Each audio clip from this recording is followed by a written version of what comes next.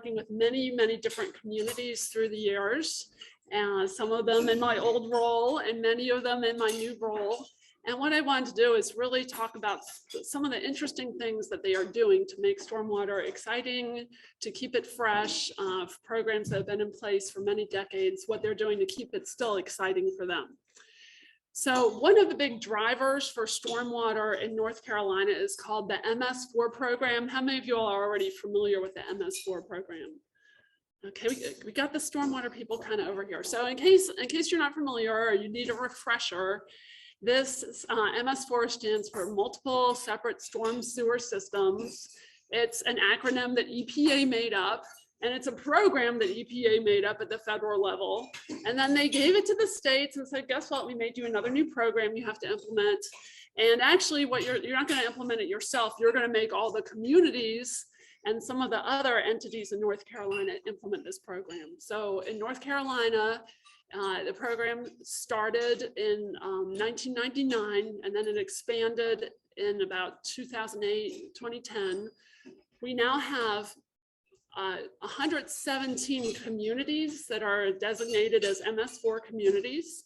And we also have NC State University, the light blue university over there in Chapel Hill, they have permits, some of the military bases, and then the NC DOT has a statewide permit that they have to protect stormwater across the state.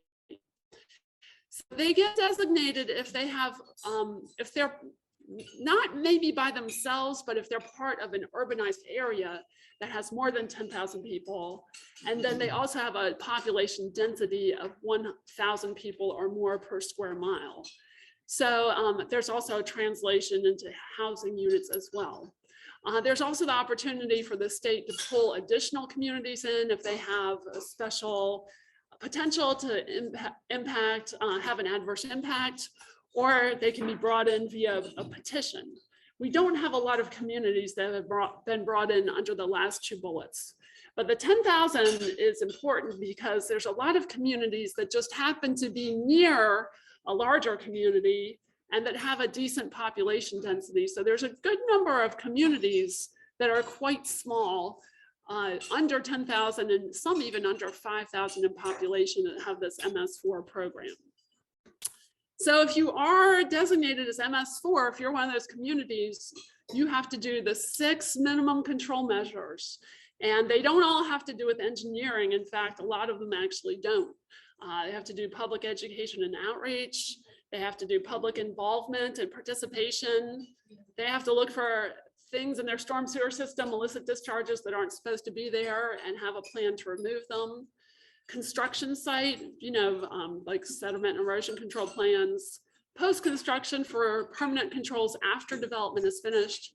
And then lastly, they have to have good housekeeping at their own municipal facilities. So their own maintenance yards, their own parks, their own garbage areas that they manage. They have to make sure that all of those are, that they're taking care of the stormwater that's coming off of those sites and have a plan for that. So, and in addition, they have to do something called a SWAMP. So a SWAMP stands for Stormwater Management Plan, SW, just so you can get the SWAMP, because SIMP is hard to say. And some communities probably see this literally as a swamp with the alligator there, and there's DEQ and EPA ready to come get you if you don't do it right. But the SWAMP is just basically a do list of what they're going to do. And one of the nice things about the MS4 program is each community writes its own do list. And so if you're a small community like the little town of Gamewell that's near Hickory, and that's how they got pulled in under 5,000, the state doesn't expect you to have a super long do list. You have a few items for each one of those minimum measures. But if you're city of Charlotte, just a little ways down the road, city of Charlotte has a very lengthy swamp, and they have a lot of, they have a lot of things they need to do, a big staff to do them. So North Carolina is actually unique in the way it does the MS4 permitting, and back from my days at DEQ, I'm really proud of that, because we allowed most of the states just have conveyor belt permit. They give every community the same permit regardless of how big or small they are, regardless of what kind of resources they have, whether it's an urban area with universities, or it's a coastal community or a mountain town. They give everyone the same permit.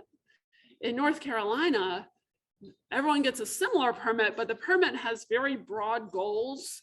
And it's really the swamp where the rubber hits the road that the community gets to write themselves. But then the state has to review all 117 of those swamps and make sure that they are up to standards. So North Carolina takes on a lot of work, but we think it makes when I was there, we always thought it made a better program. So hopefully what we'd like is for communities to see the swamp not as a swamp, but as a springboard to creativity and making a program that's customized to what they need in their community, the types of pollution they have, types of citizens and activities that go on in their community. So I'm just going to give you 5 tips if you're working with a community or if you work for a community, how you can keep stormwater from being dry, keep it from just being a checklist, things you have to do, how you can keep it exciting. So first of all, stormwater will not be dry if you inspire, educate, and entertain your citizens. So what are some examples of that? I think one of the best, we should always start young. The kids are the ones that have a lot of enthusiasm. They love, stormwater is actually kind of fun. It's all about water, it's about mud. I was fortunate, I got to speak with some Girl Scouts, and we just made a very simple model of a watershed, and we had spray bottle rain, and they could see that on the grass, which was an old green towel, that the pollutants stayed there, didn't move, and they could see on the road that that was impervious, that pollutants ran right off. And there's Wendy Hardup, she's fantastic stormwater engineer or stormwater manager from Kernersville. She has a whole model of a watershed, and the kids just have a wonderful time. She actually has a this is on a trailer that she can pull to various locations and schools and teach the kids about stormwater. A lot of communities have a mascot. Down in the Triad area, Lenny is very popular, so they invested in this one Lenny the lifeguard mascot, and he travels to numerous communities. Clemens, High Point, and Kernersville are just a few. I imagine they have a pretty big dry cleaning bill for Lenny, and I'm glad I don't have to be Lenny today. Boy, that would be pretty hot. But he gets around and the kids get excited. You'll see him later. And here's Storm Walter from Fuquay Varina. And then we have the turtle. And I can't see what his name is. I think his name is Stormy. So Stormy from Charlotte. So we have a turtle with a guitar. So that's creative. In North Carolina, I didn't notice that we had any drops anywhere. I haven't heard of any drop mascots, but they are popular in other states. We have Stormy, he's kind of fuzzy, from Tennessee. We have Ben Rainin from Cleveland, Ohio. He's kind of sleek. And then this is kind of gross from Phoenix. We have Wayne Drop, but with the side and kick of Lupu. We don't have that in North Carolina. Gets the point across though. The city of Greensboro has combined art with stormwater. So they've created a 3-dimensional art exhibit. Unfortunately, it's not it's no longer being shown, but they did create a school curriculum that goes with it to excuse me, got something in my throat. And so that the children can continue to learn about stormwater, even though this exhibit is no longer showing. All right, the city of Henderson, they have a stormwater stroll. So in Patton Park, one of their parks, they have stormwater control measures with educational signs. So visitors can learn about stormwater quality. And this is just one of many, many examples of this kind of stormwater stroll that we have across the entire state. A lot of communities have done this. They have quite a list in the Patton Park though. They have cisterns, bioretention cells, rain gardens. They have pollinator plants there, permeable pavement, and then they also have a stormwater wetland. So all this is doing a lot for water quality while also educating their citizens. All right, Fuquay Varina, they have a video series. It's called You Know What Else is Important. Have any of you all seen this? It's really creative. So this has Stormwater, he's the hero, and people are experiencing different things in the video. There's kind of a hook at the beginning, and it leads you into talking about stormwater. It's a lot more engaging than if you just say, you know, don't throw your trash in the storm drain. He makes it exciting. So here, this worked earlier. I hope you can hear the sound. I'm going to show it to you, and hopefully you'll be able to hear it.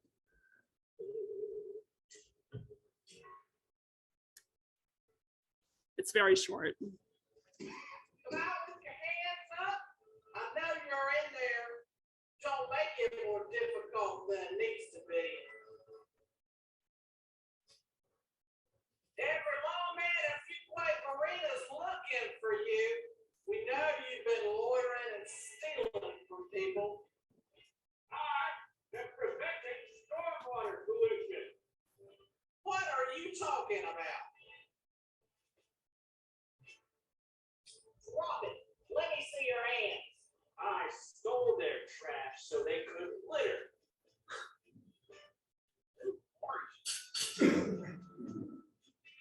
My name is Walt. Stormwater. It's really important for you to put your hands up. You know what else is important? Letting the citizens of Fuquay Marina know how they can keep their stormwater clean. We learned it's with you and me. All right, and then it starts into the message. So it always, there's something funny that happens. There's a hook. You know what else is important? It kind of primes people to hear the message. And they did not use professional actors. These are people that actually work for the town of Fuquay Marina. They wanted to become movie stars. So there you go. I'm sure it was a bonding experience for them. Oh, okay, let's see if it lets me get through this. All right. Oh, this is the next one. Oh my goodness. Oh, there we go. All right. All right. So that moves us into the next idea for communities and those that support them. Stormwater won't be dry if you let creativity and engineering coexist. And now that I'm on the private side, I see that there's a lot of things kind of beating us up, keeping us from being creative, like budgets and billability, the B words. But there still can be opportunities when we have the right kind of clients, and especially when we have clients that not only are going to develop the project, but also are going to own it long term. So I'm just going to show you a couple that we've worked on where we've been able to have the opportunity to be creative with our clients. So the first one is Heritage Park. That's in Hope Mills, North Carolina, just a little bit south of Fayetteville. And they have an area right here just downstream of Hope Mills Lake. This property is already owned by the town, and the town wanted to develop it into a park, which is awesome. But in addition, they're doing some really interesting things with stormwater, making it an amenity, and also kind of combining that with some historic preservation. And the Hope Mills Dam, I don't know if you're familiar, that has a long and interesting story as well, and has had to be rebuilt and renovated numerous times. And that could be talked about for a long time. I know someone you should get to talk about that. But the park is down here, so within stone's throw of the dam. And this is what the property looks like now. So this is one of the old floodgates from one of the old dams, and the old mill that used to be at this site. And it's just in the woods, and it's nice to have woods and everything, but you know, we have a lot of invasive species. You can't walk through there. And what's really sad is the town is losing this important part of their heritage if they don't do something to protect this. And here's the flume, and it's kind of buried under a bunch of debris and woods all around it. So we were able to work with the town of Hope Mills and create this park where we clean up and restore and reuse the flume as a stormwater device with a bioretention cell in it, and reuse the floodgates, restore those, but keep the patina, of course, historic patina, and use those as shade structures. So if you're here sitting in the shade under the new floodgate shade structure, this is what it looks like today. So one of the things, I don't know if you recognize that gentleman standing up on the flume, but that's Amin Davis. And he runs a grant program called the Water Resources Development Grant. So hopefully we'll be getting some grant money for this, and the town has already received some grant money to get this done. So some of the ingredients working here is we have some grant money supporting it. We have the town is going to own and operate this, so they want to invest. They have some other boxes they're trying to check besides just let's get this development built as quickly and cheaply as possible and move on to the next thing. Here's our schematic of the bioretention cell. So water, we do have to install some new built upon area to accommodate the parking and the restrooms, et cetera. So, but all of that will be conveyed here to the bioretention cell. And we're able to also to control, not only to treat water quality, but to control for flooding as well. So that has been a fun project. I wish I could show you some pictures of it built, but it's not built yet. Maybe this time next year. Okay, another project that we're working on with the town of Beaufort and DOT together is to do a streetscape for them. So this is an area just to the left is where the old bridge is, and then you can see the new bridge kind of just above the highlighted area. And DOT, the reason they're doing this is because the DOT, as you may know, under their MS4 permit, they don't have to control and treat the stormwater to the same level that communities do. And part of that is because the main reason is there's a linear environment there. It's hard to develop a new road and have space to treat stormwater in the linear environment. So one of the things DOT does to kind of make up for that, the fact they can't do that, is they do retrofits across the state every year. So this is DOT is providing the funding for this and getting credit for retrofits. And of course, the town is willing to cooperate and provide the site. Let me show you what it looks like now, Cedar Street.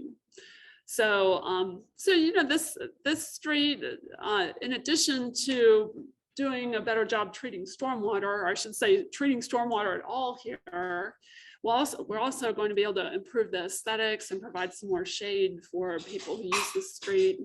And there are some plans to add some additional development here, and that the improved streetscape will help enhance that. So we also have some crosswalks that aren't safe, and there's a vision impaired person who likes to use this street, and he has a difficult time because some of the curb cuts are in odd places that don't direct him the way he really needs to go. One of the curb cuts actually directs them kind of diagonally into the intersection, so that needs to be fixed. So these are bioretention cells that the water from the street is just conveyed into the cells, and then the town of Beaufort is considering also adding permeable pavement parking. And of course, there's fabulous soils at the site that would really be conducive to having permeable pavement work very effectively. So you can see there's a circled area, what it looks like right now. I mean, not only are they not treating the stormwater, some of the things going on with unstable soils are actually contributing to stormwater runoff, and we have safety issues as well. Just some plans. And so this is another one we're working on, not built yet.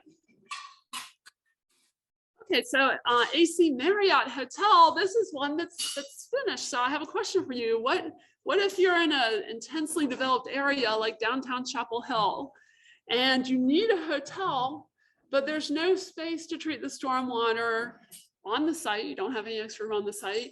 And in fact, there's so many utilities and so much going on underground, you can't even treat the stormwater underground. What do you do?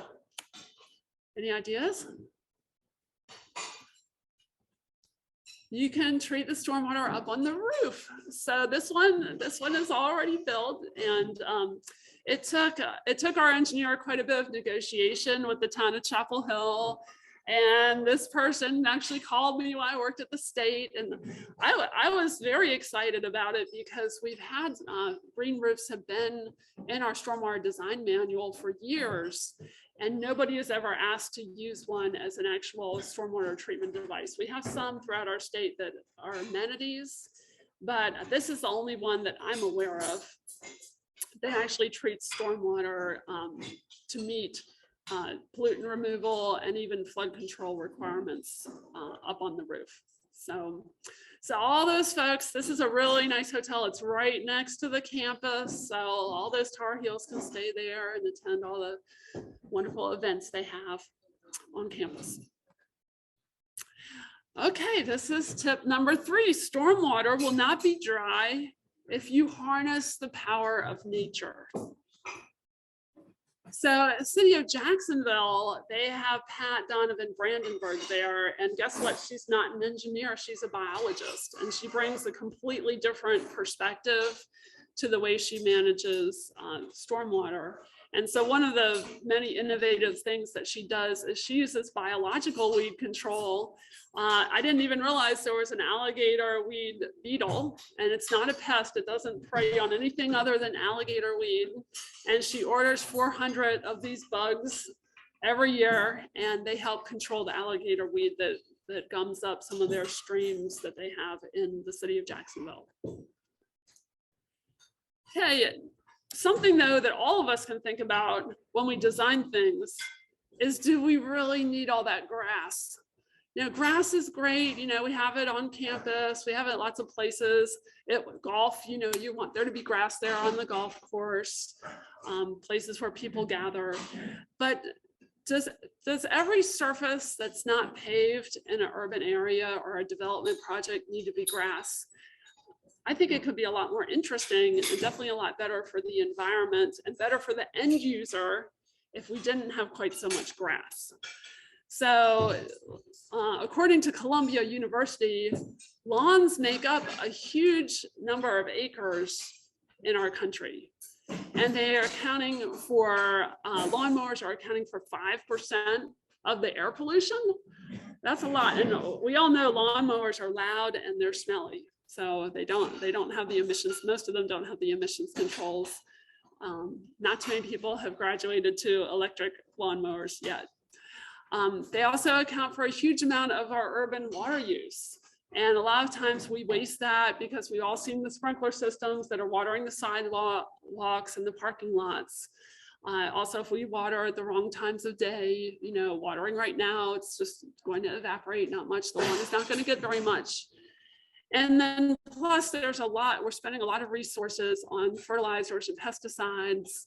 And I'm not sure how we're ever going to solve some of the eutrophication problems in our lakes if we don't stop using so much fertilizer. You know, we just have a basic nutrient cycle on a macro scale that's not balanced. We're bringing a whole lot more in than we're taking out. So, you know, what do you do if you don't put lawns? Well, you know, wildflowers are wildly popular. And, you know, of course, that requires an investment of seeds and time to make that grow. But that is one option. Potential easier option is why don't we just have a meadow? Just kind of let it grow and have a meadow. People love the NC Museum of Art. I love to ride. I love the greenways in Raleigh, and I frequently cycle there. And, you know, I think it's important that we have kind of a grass filter strip on either side. But a lot of times when you cycle around the city of Raleigh, beyond that maybe 10-foot grass filter strip on either side of the greenway, there's woods, there's just a meadow. They try not, I don't think they overdo the grass. And plus they were thinking about maintenance issues and trying not to have to spend so much money on maintenance. But then see Museum of Art, of course they have lawn where they need it, you know, areas where people gather. Also, if we're not just thinking about what's going into the lawn, but we're thinking about what's coming off the lawn. And I think one of the deficiencies with our stormwater programs in North Carolina, and kind of going back to your school days and learning about the simple method, is we don't really distinguish a lot. We don't really distinguish simple method, rational method. They do not distinguish what type of pervious surface it is. The pervious surfaces are considered to be all equal, regardless of whether we have woods growing on flat land that's an A soil versus you know, steeply sloping lawn on a D-soil, we know the amount of runoff is actually a lot different. So you can see the graph, lawn in a B soil versus brush or woods or a meadow in B soils. It's about half the amount of runoff. And why is that important? Because we have so many issues with flooding. We have streams that are, stream banks are getting eroded because of too much water. Oh, and I love this picture. So this is a person I used to work with at DEQ, Alan Clark, years ago, and he's retired, has become a wonderful photographer. So he had this award. He won the award for wildlife and people contest. Or I should say people in the wildlife garden. So if Dix had decided to make this all grass, there's no way that this picture would have won that prize. All right, in Kernersville, I mentioned about Wendy Hardup. She has creek games to try to get people into the creek, a little treasure hunt. She's into geocaching and she makes that available. So I just think anything to kind of get people out into nature, appreciating it, makes them more willing to spend money on it and value it. Okay, next, stormwater will not be dry if you find joy in maintaining your resources and investments. And maintenance is one of the biggest issues with stormwater management right now. It's really important to clean up, to keep our streams cleaned up.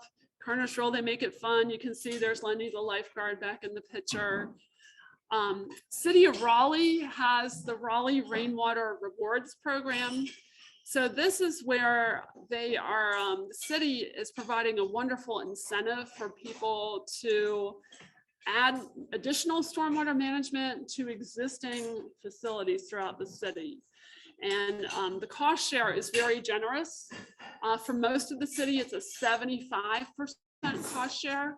So, you know, if I went home to my yard and I wanted to add a bioretention cell, for example, I could apply to the city and show them my bioretention cell idea.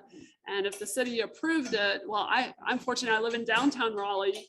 I'm in one of the parts of Raleigh that has a 90% cost share program. So downtown is 90% the cost share. They have educational materials at the city that can guide business and homeowners about what types of practices they can install.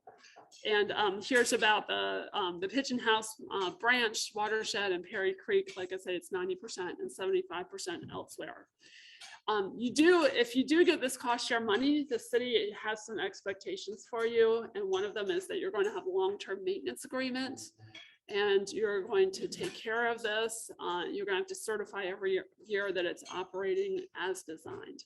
And if you decide to sell your home before the maintenance agreement is out, you either have to transfer the maintenance agreement to the next owner or pay the city back on a prorated rate. Look how many projects the city has funded all over the city. Of course, bioretention is by far the most popular, but there's a lot of cisterns. They give credit, they will fund just removal of impervious surfaces, as well as permeable pavers, green roofs, and a few other categories. Just a few more shots of what they've funded. You can see they do driveways. These are plastic grid pavers. A lot of times people use those instead of the permeable interlocking concrete pavers, which are a little pricier. Someone has installed a green roof in the neighborhood to get credit for that. Also, if you go to Union Station, there's a green roof there that's beautiful, and there's some really nice signage there, and that was done with the cost share program. Okay, back to kind of getting trash out of streams. We have the trash trout. So trash trouts are used throughout various cities throughout communities throughout North Carolina.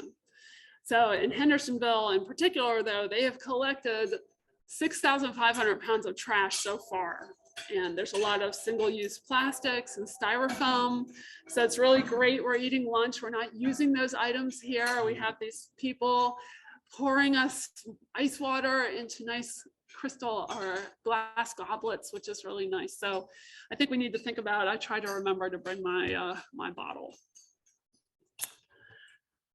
Okay, and this is the last idea I have for you all. Stormwater won't be dry if you have dedicated stormwater funds.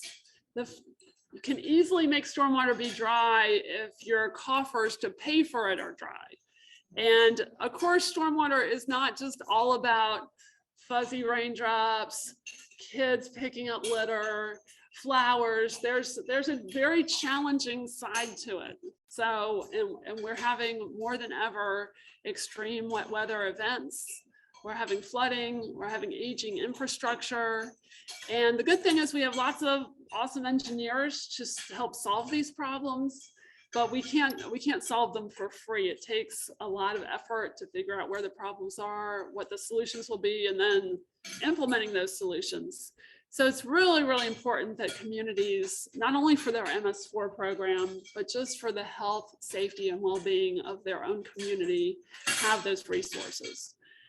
So stormwater utilities, we're pretty used to them here in the Triangle, and actually they're pretty prevalent throughout the state. So of the 117 MS4 communities, 50% do have stormwater fees and 44% don't. And then there's a lot of non-MS4 communities that also have stormwater fees just to deal with infrastructure issues, flooding issues, like I mentioned. And those are circles. This is a map created by the UNC School of Government, and the circles indicate the amount of the fee. So the bigger the circle is, the bigger the fee is. And it's kind of surprising sometimes. I think it's the town of Curry Beach that actually has the highest stormwater fee for residential. So sometimes it's a little surprising which communities have larger fees. Unfortunately, most communities don't have a really good system to automatically update those fees with inflation and costs. So over time, the fee that seemed adequate back in 2012 is probably no longer adequate in 2022, especially with all the rising costs we've had. So I was sort of curious about the state has been to visit a lot of the MS4 communities. They're in the process of auditing all 117 of them. I was sort of interested to try to correlate, well, what if someone has a fee? How does that affect their compliance with their MS4 permit? And it does. So NOC stands for Notice of Compliance. So that means the person had a great program, the community had a great program. There were relatively fewer of those, unfortunately, but that's partly because the state hadn't really been keeping up with audits and making the expectations clear. So yeah, of the 12 that got NOCs, only one of them did not have a stormwater utility. Notices of deficiency meant there were a handful of smaller issues with the program. So NOD is actually still pretty good result. And the vast majority of those also have stormwater utility. And then NOV, the majority of folks that received a notice of violation indicating one or more very serious issues with their program, they had, the majority of those did not have a stormwater fee, although many of them did and still weren't meeting all the expectations of their permit. No matter what the communities got, though, the state did not enforce upon anyone for having a deficient MS4 program. They're like, that's okay, just get your program together, update your swamp, and we'll get you a new permit and you have another chance. Yeah, that's right. We just pulled out the whip. All right. And just a little graphic of the size of these fees. Okay, and then I mentioned we've been able to do some of our more innovative projects with grant monies, and there's a lot of grant money out there. And everyone who's in consulting, we've been going to a lot of webinars, learning about various types of grant resources. So it's an unprecedented and exciting time in stormwater that we actually have some resources to do some really good work. So in summary, how do you keep your stormwater program from being dry? You need to inspire, educate, and entertain. Let creativity and engineering coexist. Harness the power of nature. Maintain your resources and investments, and have some dedicated stormwater funds. So, and a lot of people helped me put this slide presentation together. So I just wanted to recognize all these folks that were willing. I did ask for permission from everybody whose story I shared, and everyone agreed that it was okay if I talked about them to you all. So I do appreciate not only them sharing, but even more the awesome work that they're doing.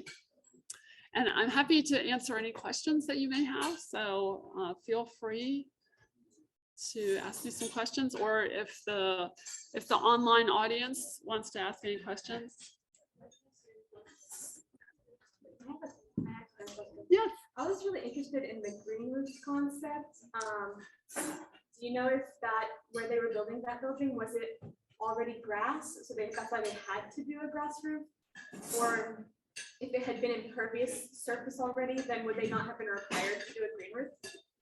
Yes, that's a good question. So I believe that site was a redevelopment site. So there was already something there, but not as extensive as a big Marriott hotel. So they did get a little bit of credit in North Carolina. Actually, the legislature has mandated that if you're doing a redevelopment site, meaning you're going into a site that already has built upon area, you basically get a credit for the area that's already there. So, so at this site, they did have the benefit of having some credit for some space that was already there. So they just had some overage. So that is an advantage that they had. And they had enough credit that they didn't have to like pump the parking lot water and the drive water up to the roof, because that would be difficult to do, especially that's a pretty tall hotel. Yeah. Good question. Yes. You know, funding credit, you talked about the city of Raleigh, is there funding and grants out there for that Chapel Hill, Pittsburgh area? Just trying to understand if you have a project out there that's something similar. Okay, so the question is, does Chapel Hill or Pittsburgh have cost share monies? Yeah. You know, I'm not sure. I think there may be some communities. I know City of Durham has they have a rain catchers program. I haven't heard about a program like that in Chapel Hill or Pittsburgh, but it never hurts to ask. Yeah. But you know, some of these grant monies, I'm not sure what kind of project it is. And of course, if you're doing a park or some other kind of you know, publicly owned amenity, that makes you more eligible for grant money